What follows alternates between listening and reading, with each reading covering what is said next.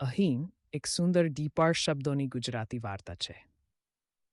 સાચી મિત્રતા એક નાનું ગામ હતું. ત્યાં બે મિત્રો રહેતા, રાહુલ અને મેહુલ. બંને બાળપણથી સાથે ફનતા, અમતા અને એકબીજાની મદદ કરતા.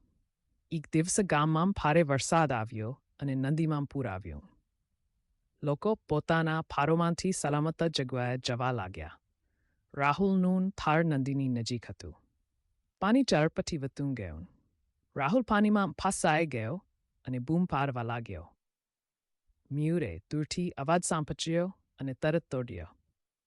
લોકોએ તેને રોક્યો. મેહુલ અંજા, જોખમ છે. પરંતુ મેહુલ બોલ્યો, મિત્ર મુશ્કેલીમાં છે તો ડર શું?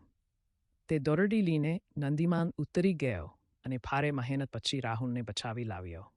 બંને ભીંજાઈ ગયા પણ સલામત હતા.